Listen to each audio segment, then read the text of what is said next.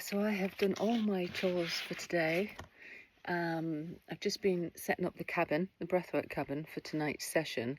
As Monday and Tuesday nights we run our 12 Journeys course here in Dunkeld in our Breathwork cabin. And we're halfway through the course at the minute. So I thought I'd come in and talk about a little bit about what's the course all about. So at the minute we're at week 4. Everyone that comes on the course receives a workbook which goes into all about breath work, the different techniques, understanding the science behind it, so you can kind of, knowledge is power. But also each week is each journey has a theme. So we are on week 4, and week 4 session is healing the 5 primary trauma imprints. It's an interesting one, actually, so I thought I'd go a little bit into this one particularly so you can kind of understand what that means. Like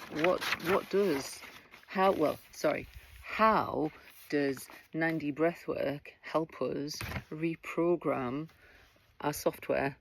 How does it help us deal with stress? How does it help us reset our nervous system? How does it help us feel like we've got more capacity and a clear head? So let's talk about this one, for instance. So this one, which is the 5 primary trauma imprints. This is something that, what we're looking at is, why are we the way that we are? What made us be the person that we are today? And a lot of it is our experience and things that have happened over our life. How we are in our 50s is different mentally than where we are in our 20s and when we were 10 years old. It makes a difference. And so a lot of our operating system was formed in the early years, our formative years. So when we were 3 years old, 4 years old, 5 years old, there was a lot of these root patterns that we have were actually imprinted on us before we were 7 years old. But there are other ones as well, because over the years, if let's say that you had let's say primary abandonment, that's one of the trauma imprints. So this is about feeling left, forgotten, unsupported, or emotionally alone. And in adult life, it can show up as a fear of being left, anxiety in relationships, testing people, clinging, or becoming highly sensitive to distance and changes in tone from the people around us. So let's look at shaming.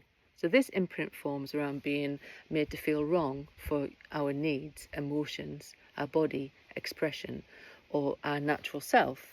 And in adulthood, it can show up as a harsh inner critic, embarrassment, fear of judgment, overthinking social interactions, or suppressing your voice or your emotions.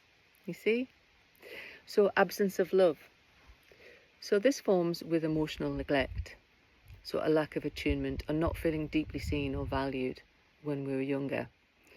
And in adult life, it can show up as numbness, overachievement, difficulty receiving love, constant validation seeking, or an ache that no amount of external success seems to fill.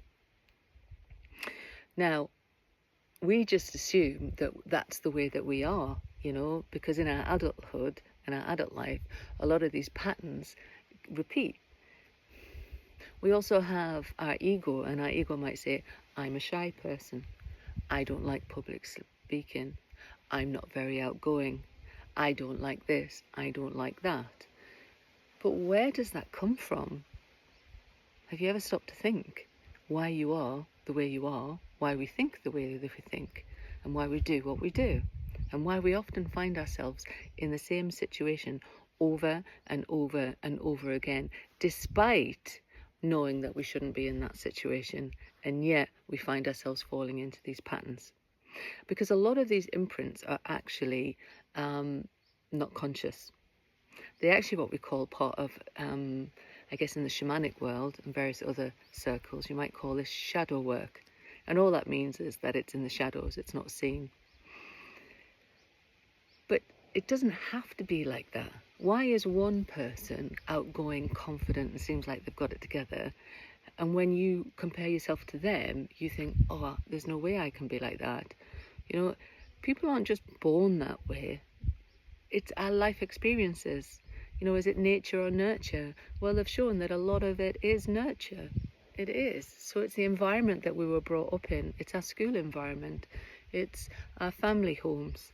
It's the different influences of the people around us as we were growing up, and the way that they behaved and the way that they dealt with each other, that imprinted on us, and that we learned how to basically be a human.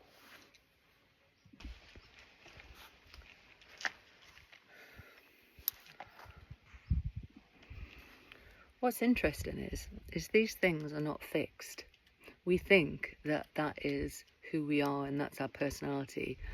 Once you actually start doing this work and actually going and actually getting curious and going, hang on a sec, why am I like this? What is it that made me like this? Once you start to be able to understand, then you have the opportunity to actually go and amend and change. The challenge is finding something that allows you to be able to go and reprogram that self-conscious patterning that we've got, subconscious, shall I say, patterning that we've got. And this is where breathwork, and particularly 9D, is really clever and very good, because it allows us to be able to switch off this part of the brain. Conscious connected breathing actually allows us to start to quieten the inner critic and the prefrontal cortex, which is where our ego is, and it allows us to get into here, which is the limbic part of our brain. It makes this a little bit more easy access. Remember, we want to be dealing with the patterns that have been laid out in the body, and this is also to do with our nervous system. So our nervous system is connected to the brain. By using the breath work and being able to go in, it allows us to be able to start to go in and start to reprogram these things. And this is why 9D breathwork works, because now that the guard is down, the prefrontal cortex, while we're going into that meditative state, we can start to make the connections and start to understand that, oh, okay, that's the way I am, that's the reason why I am the way I am. And then we can connect that to the body, the physical side of things, and then that allows us to finally release these patterns. So we're actually reprogramming our software, and the breath work helps us de-trigger all of the physical reactions that we have to day-to-day stresses. And so we're working with the nervous system, we're working with the mind, we're using the breath, and we're using the technology of 9D to help us get there.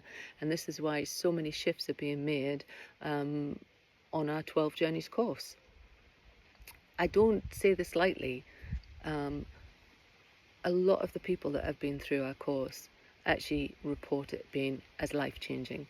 And for people that come on our signature journeys, some people after their very first journey will just say how it was profound.